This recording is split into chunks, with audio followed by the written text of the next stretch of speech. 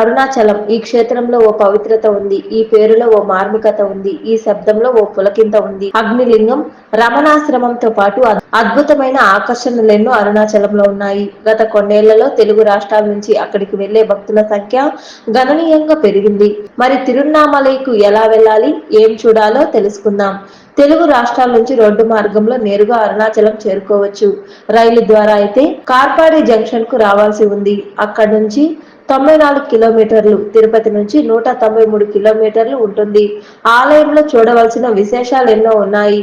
ఆలయం 25 ఎకరాల్లో 9 గోపురాలతో ఉంది. శ్రీకృష్ణ దేవరాయలు నిర్మించిన రాజగోపురం 217 అడుగులతో దేశంలో అతి ఎత్తైన వాటిలో మూడవది. 1500 సంవత్సరంలోనే దీన్ని అద్భుతపరిచే శిల్పకళతో నిర్మించారు. ఆలయంలో శివుడు మహా అగ్నిలింగ రూపంలో దర్శనమిస్తారు. అన్నదానంతో పాటు 50 రూపాయలతో రకరకాల ప్రసాదాలు అందుబాటులో ఉన్నాయి. బిల్వ, అశ్వస్థ వృక్షాలు, సంతానం కోరుకునే వారి కోసం చెరుకు ఊయల ఆలయంలో ఉన్నాయి. పెళ్లి కాని యువకులు కాశీనందిని దర్శించుకుని పూజలు చేస్తారు.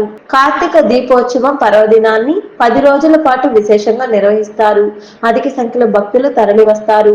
నవంబర్ 24 నుంచి డిసెంబర్ 4 వరకు ఈ కార్యక్రమం ఉంటుంది. డిసెంబర్ 3వ తేదీన మహాదీపం దర్శనమిస్తుంది.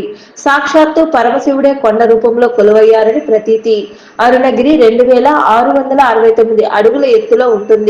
ప్రతిరోజు ఉదయం 8 గంటల 30 నిమిషాల నుండి సాయంత్రం 4 గంటల 30 నిమిషాల వరకే ఎక్కేందుకు అనుమతి ఉంటుంది. పిల్లలు, వృద్ధులను కొండ ఎక్కేందుకు అనుమతించరు. అరుణాచలంలో రమణాశ్రమం చాలా ప్రసిద్ధమైంది.